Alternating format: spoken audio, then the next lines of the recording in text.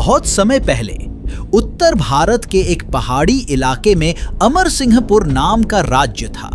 यहाँ के राजा वीरेंद्र सिंह अपनी न्यायप्रियता और बहादुरी के लिए दूर दूर तक प्रसिद्ध थे। राज्य का सबसे बड़ा गर्व था राज परिवार के खजाने में रखा हुआ अमूल्य मोती, जो पीढ़ियों से राजा की गद्दी की निशानी माना जाता था। कहा जाता था जिसने भी उस मोती को खो दिया उसका राजपाट खत्म हो जाता। राजा वीरेंद्र भी इस पर गहरी नजर रखते थे और हर पूर्णिमा की रात उसे अपने हाथों से देखते थे। राजा के दरबार में एक मंत्री था, चंदन लाल।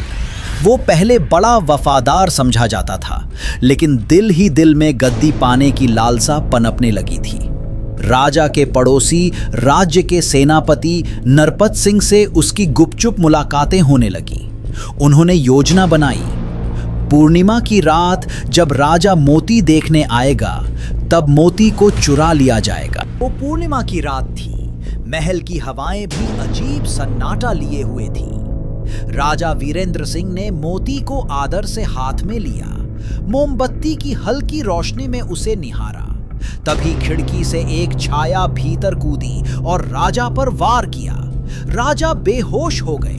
जब उनकी आंख खुली तो अमूल्य मोती। राजा वीरेंद्र घायल अवस्था में भी अपने घोड़े पर सवार होकर मोती की तलाश में निकल पड़े। राजा को विश्वास था जो भी हो मोती को वो वापस लाएंगे। खोज करते हुए वो दक्षिण के घने जंगल में पहुंचे, जहां शेरों का बसेरा था। वहीं एक वृद्ध साधु मिला, जिसने कहा, राजन, जिसे तुम ढूंढ रहे हो वह अब सिर्फ बाहरी खजाना नहीं रहा, तुम्हें सच्चाई की रोशनी में ही उसका रास्ता मिलेगा। इधर चंदन लाल ने मोती नरपत सिंह को सौंप दिया, लेकिन लालच में उसने कुछ हिस्सा खुद भी रख लिया। नरपत सिंह ने समझा अब वो राजा वीरेंद्र को हराकर अमरसिंहपुर जीत लेगा। राजा वीरेंद्र जैसे तैसे महल लौटे।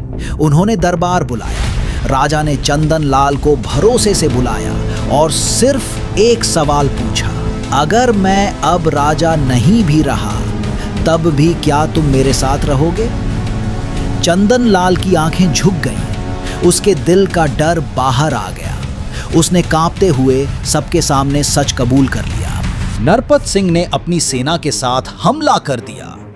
राजा वीरेंद्र ने वीरता से सेना का नेतृत्व किया।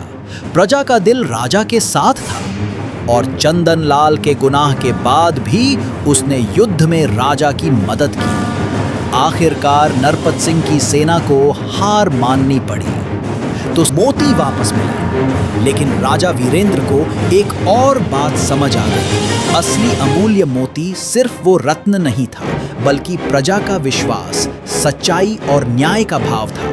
चंदन लाल को उसके अपराध की सजा दी गई, पर नरमी से, ताकि वो भी सुधर सके। राज्य में फिर से शांति और समृद्धि लौट आई। सीख, सच्चा रत्न वो नहीं जो तिजोरी में रखा हो।